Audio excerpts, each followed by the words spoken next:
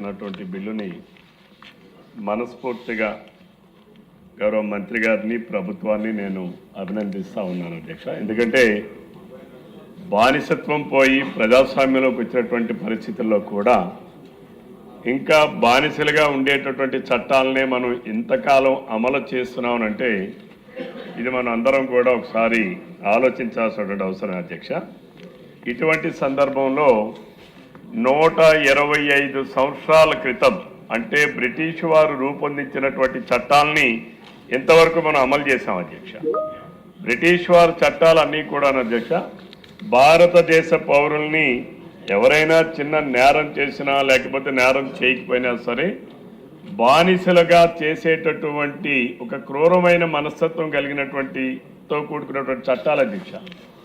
ఆ చట్టాలని ఈరోజు మార్పు తీసుకురావాలనే ప్రయత్నం ప్రభుత్వం చేయడం నిజంగా అభినందనీయం.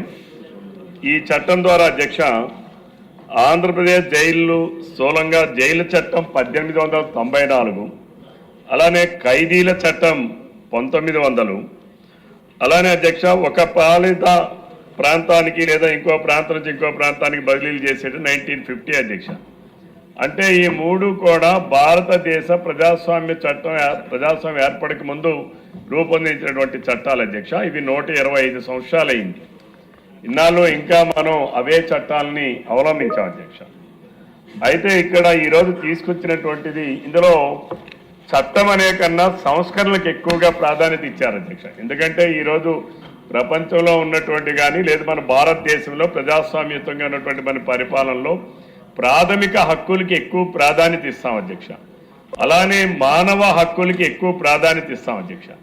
ఈరోజు ఈ చట్టంలో రూపొందించినటువంటి ప్రతి అంశం కూడా మానవ హక్కులకు ప్రాథమిక హక్కులకు రక్షణ కల్పించే విధంగా ఈ చట్టంలో అనేక అంశాలను పొందుపరిచారు అధ్యక్ష.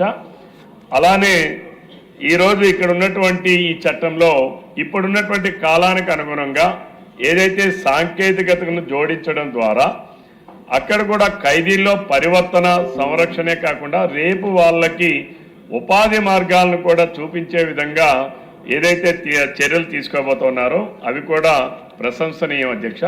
అయితే ఇక్కడ నేను ఒక 2-3 ఇంకా ఇందులో లేవేమో అని నా గమనంలో నేను గమనించింది అధ్యక్ష. ఇప్పుడు ఎవరైతే చిన్న వయసులోనే నేరాలకు పాల్పడినవారు అధ్యక్ష వాళ్ళకి అక్కడ school education, intermediate, degree education వాళ్ళు చదువుకోవడానికి అనేక అవకాశాలు కల్పిస్తూ ఉన్నారు అధ్యక్ష. ఈ చట్టంలో కూడా రూపొందించారు అధ్యక్ష.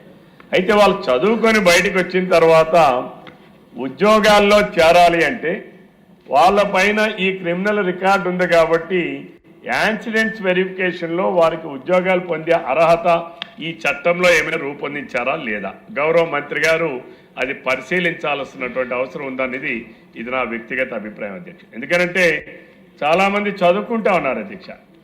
ఏదో ఆవేశానికో లేకపోతే సందర్భాన్ని బట్టో కొన్ని నేరాలు చేసినా అవి తీవ్రమైన నేరాలు కొన్ని ఉన్నాయి అధ్యక్ష. అలాగే చిన్న చిన్న నేరాలు కూడా ఉన్నాయి అధ్యక్ష. అట్లానే ఇప్పుడు ఇందులో నేను కొన్ని గమనించింది అధ్యక్ష. మాదక ద్రవ్యాలు సేవించినటువంటి నేరస్తులు అధ్యక్ష. మాదక ద్రవ్యాల్ని మనం ట్రాన్స్పోర్ట్ చేసినా లేదు మాదక ద్రవ్యాలని గంజాయి లాంటి వాటిని పండించినా సేద్యం చేసినా లేదా కన్జ్యూమ్ చేసినా ఇవన్నీ కూడా నేరాల కింద వస్తాయి అధ్యక్ష. అయితే ఇక్కడ కన్జ్యూమర్స్ అధ్యక్ష. అలానే మా మద్యం ఎడిక్షన్ అధ్యక్ష. ఈ రెండింటినీ కూడా అక్కడ మీరు ఎడిక్షన్ సెంటర్స్ ఏమైనా ఏర్పాటు చేస్తున్నారా, చేయాల్సినటువంటి అవసరం జైలులో ఉంది అనేది నా వ్యక్తిగత అభిప్రాయం కాదు అధ్యక్ష. ఇది సమాజంలో మార్పు కోసం కంపల్సరిగా జైళ్లలో ఎడిక్షన్ నివారణ చేసేటటువంటి సెంటర్స్ని కూడా అందులో పొందుపరచాల్సినటువంటి అవసరం ఉంది అనేది గమనించాలని అని చెప్పి, ఒకవేళ లేకపోతే అది కూడా ఈ చట్టంలో రూపొందించాలని చెప్పి నేను ఈ సందర్భంగా కోరుతా ఉన్నాను అధ్యక్ష. ఇది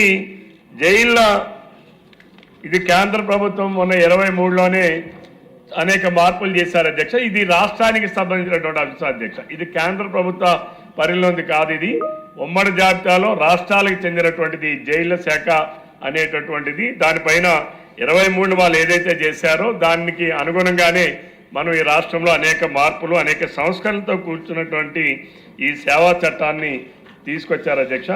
దీన్ని నేను మనస్ఫూర్తిగా సమర్థిస్తూనే ఈ 2-3 అంశాలు కూడా, ఎందుకంటే మీకు ఎక్కువగా మనం ఎక్కడ కూడా పత్రికల్లో చూస్తాం అధ్యక్ష, ఈ డ్రగ్స్ అడిక్షన్ అనేది కాలానుగుణంగా చాలా ఎక్కువ అవుతుంది అధ్యక్ష. అదే అలానే మాదక ద్రవ్యాలే కాకుండా ఈ మందు అధ్యక్ష, మద్యం తాలూకా బాధ్యులు కూడా ఎక్కువగా ఉంటున్నారు అధ్యక్ష.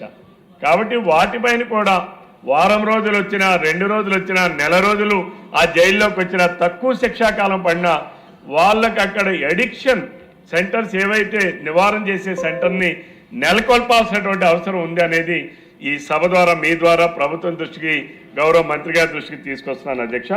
మరి ఈరోజు దీనిపైన మాట్లాడే అవకాశం కల్పించినటువంటి, ఈరోజు అనేక సవరణలు తీసుకొచ్చారు అధ్యక్ష, నేను గమనించాను.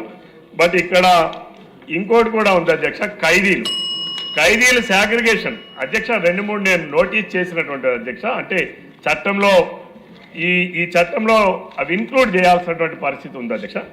సాగ్రిగేషన్ ఆఫ్ ఖైదీలు అని చెప్పి పెట్టారు అధ్యక్ష. అంటే ఖైదీలని మేము వర్గీకరణ చేస్తాము, దాని పరంగానే చేస్తామని అంటారు అధ్యక్ష. ఇందులో ఎక్కడా కూడా రాజకీయ ఖైదీలని రాయలేదు అధ్యక్ష.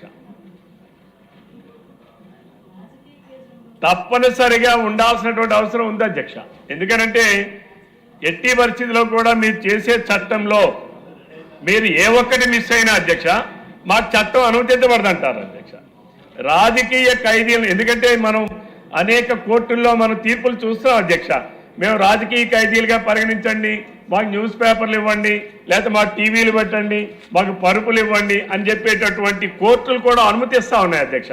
కాబట్టి మీరు రాజకీయ ఖైదీలు కూడా వర్గీకరణలో అది కూడా చేర్చాల్సినటువంటి అవసరం ఉంది అనేది అనేక సందర్భాల్లో సుప్రీంకోర్టు దగ్గర నుంచి మ్యాజిస్ట్రేట్ కోర్టు వరకు ఇచ్చినటువంటి అనేక తీర్పు, కొన్ని వేలాది తీర్పుల్లో ఉటంకిస్తున్నటువంటి అంశాన్ని ఈ సభ ద్వారా, మీ ద్వారా గౌరవ మంత్రి గారి దృష్టికి తీసుకొస్తున్నారు అధ్యక్ష.